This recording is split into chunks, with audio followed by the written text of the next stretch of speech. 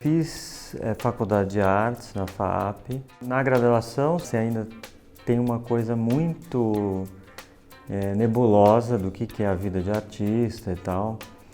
E realmente a coisa vai se formando, essa perspectiva de trabalhar com isso efetivamente, ela vai se formando mesmo durante esse período. Me formei na Fundação Armando Álvares Penteado, na FAAP, aqui em São Paulo, em artes plásticas. A partir daí, saí de lá com 20 e tantos anos, não tinha a menor dúvida a respeito do que eu faria, que era ser artista. Eu me formei em arquitetura, foi uma faculdade que eu gostei muito de fazer. Ao longo da faculdade eu fui me interessando por arte, e a princípio por história da arte. E não era o meu plano inicial ser pintor.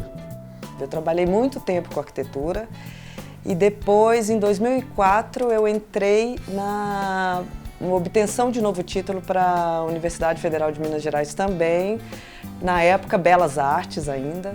De lá eu fiquei algum tempo, mas acabei não me formando, porque depois disso eu fui coordenar as montagens artísticas do Museu Inhotim, trabalhei lá há alguns anos.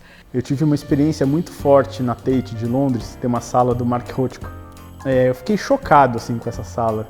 Eu não tinha ideia que eu poderia ter uma experiência tão forte com pinturas até então. Mas ali foi um momento que eu decidi me tornar pintor. O meu próprio trabalho era quase um sonho inalcançável. Essa ideia de que ser artista é uma profissão, era uma coisa muito distante da cabeça de quem me criou, por exemplo. Eu comecei numa galeria menor, assim, e fui passando por estágios até chegar numa galeria mais consagrada, no sentido de ter mais estrutura, de ter uma maior exposição.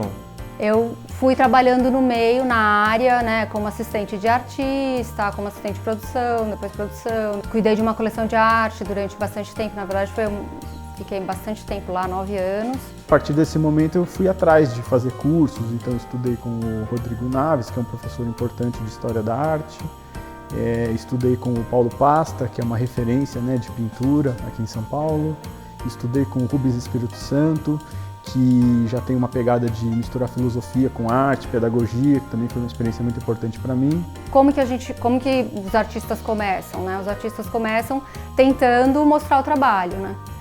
Para poder criar interlocutores, não só mostrar para outros artistas, mas também mostrar em determinados espaços da cidade. Eu acho a maior dificuldade é ter acesso às pessoas que vão te endossar a carreira de artista, por exemplo.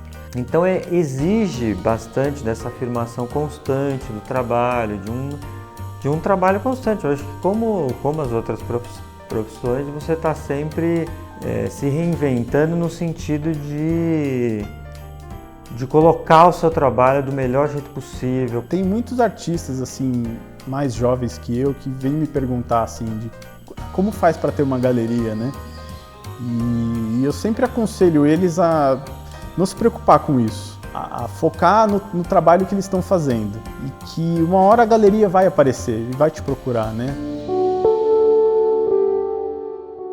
A questão das influências muda muito. As influências que eu tinha na faculdade são muito diferentes das influências que eu tenho hoje. Eu sinto que eu não crio diálogos com outros trabalhos. Por mais que eles aconteçam, porque as coisas estão no mundo e as coisas vão dialogar.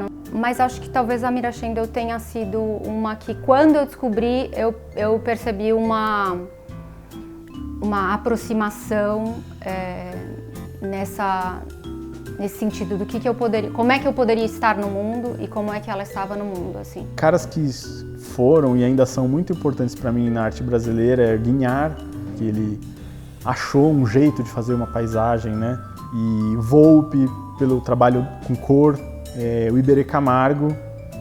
Talvez o Iberê, para mim, num começo de produção não tivesse sido tão importante, mas hoje em dia eu vejo que ele está cada vez mais importante para mim, na questão do gestual e das pinceladas. Eu chamo ele de mestre, porque o Cildo Meirelles foi das pessoas que eu convivi em Inhotim, que me deu muita força para seguir em frente, para tomar essa iniciativa de parar de fazer os trabalhos das outras pessoas e cuidar dos meus. E o trabalho do Cildo é muito inspirador para mim, porque é essa inteligência de pegar as coisas do mundo e transformar com simples ações, transformar em outras coisas, que são muito mais carregadas de conceito.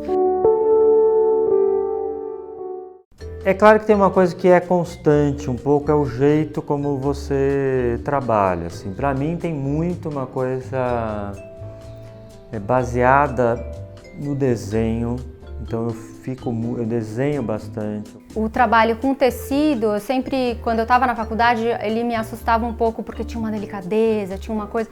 E daí quando eu fui aprendendo a cuidar da obra de arte de outras pessoas, eu fui vendo que era possível, que fazia parte, a fragilidade. Eu comecei com umas pinturas que eu considero que eram abstratas naquele momento. E acho que ali foi um período inicial de muito aprendizado, em que eu aprendi como uma cor pode jogar com a outra na tela, como que as cores podem se misturar. Depois desse processo de desenho, você vai... um pouco da criação dessa forma, dessa ideia, você vai explorando materiais e dando corpo. Ou seja, dando corpo que material responde melhor a essa ideia, né? Que material dá conta. Eu estava costurando e eu juntei as linhas e eu olhei aquele bololô de linhas, era muita linha, porque eu tinha desmanchado um monte de coisa. E eu falei, gente, as linhas também, porque como eu tinha desmanchado um monte de coisa, essas linhas eram alguma coisa antes. E naquele momento elas já tinham transformado em outra coisa. Mas aos poucos, essas pinturas abstratas começaram a querer ser paisagens. Começou a aparecer uma linhazinha no horizonte, algumas coisinhas que pareciam ser árvores ou barcos ou objetos num plano que poderia talvez ser água ou terra. A relação do artista é sempre meio assim, o material que você escolhe te exige e você rebate, né? Tem sempre um certo diálogo ali, e daí a sua personalidade vai desenvolvendo conforme esse embate vai acontecendo, né? Só que quando eu pensei nessas coisas todas, eu não pensei a respeito da questão estética em si. Porque eu também, o tempo inteiro, estava falando de uma certa matemática, que era desses ciclos que uniam todas as coisas. E aí eu fiz um barquinho rosa num mar verde, assim, bem tipo sul da Bahia, e rolando um Dorival Caymmi no meu ateliê, uma coisa super sem preocupação, e fiz a pintura e vi que ali abriu uma porta para mim de possibilidades. Então muitas coisas ficam reaparecendo sem muito a sua vontade. E isso é o que aquele clichê do autoconhecimento, do artista estar se autoconhecendo a partir do trabalho, é realmente uma verdade. A questão de conseguir construir uma trajetória que seja genuína, que seja única, que te movimente de fato, que não faça você ficar buscando, né, referências ou se diferenciando dos outros, né? Tudo isso é um desafio para o artista jovem, muito grande, assim. Você ser original não é você fazer o novo o tempo todo, né? Você ser original, na verdade, é você ser verdadeiro consigo mesmo. E no começo eu tinha muito essa preocupação de falar, eu preciso logo encontrar uma coisa que seja só minha. E o próprio trabalho, a própria prática de ateliê foi me relaxando enquanto a isso, porque ficou muito claro para mim que o único caminho possível é esse, ou seja, você se debruçar sobre o trabalho. Eu começo uma pintura, em geral, com uma tentativa de uma imagem e que 99% das vezes dá errado. E tudo bem. Eu sempre falei assim, eu não estou conseguindo, é um problema de estado de espírito.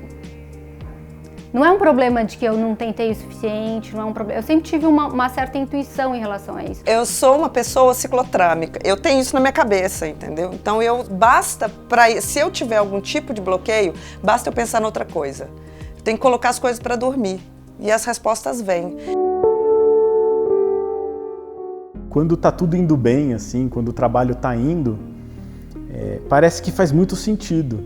Mas tem momentos que o trabalho não vai tão bem e que aí a gente se pergunta, né? Fala, nossa, mas qual é o sentido de eu estar aqui, né? Um mês batalhando nessa pintura e ela tá dando errado. Sobre a instabilidade da vida do artista, assim, eu acho que a gente se acostuma. Eu gosto de me dedicar somente àquilo, mesmo que eu não tenha a menor previsão de como eu vou viver.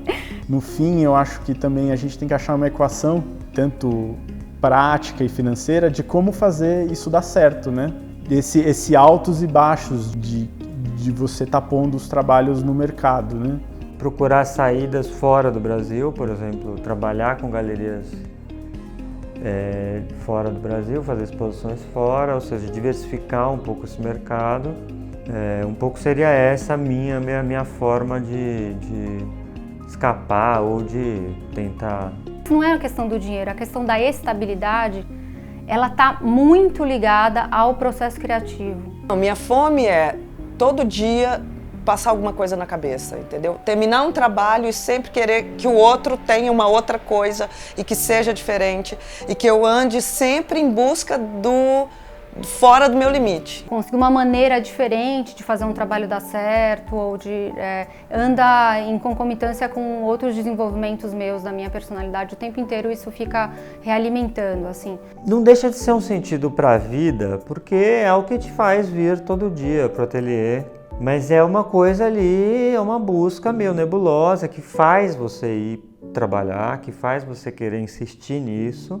Então eu acho que eu ser pintor e ter escolhido, pelo menos até esse momento, estar fazendo as paisagens, revela alguma coisa do que é a minha paixão, né? E do que eu gostaria de estar em contato. Você insistir que arte é importante, que cultura é importante, e você insistir que você vai fazer disso o seu meio de vida, e custe o que custar, já é um posicionamento muito forte, assim, né?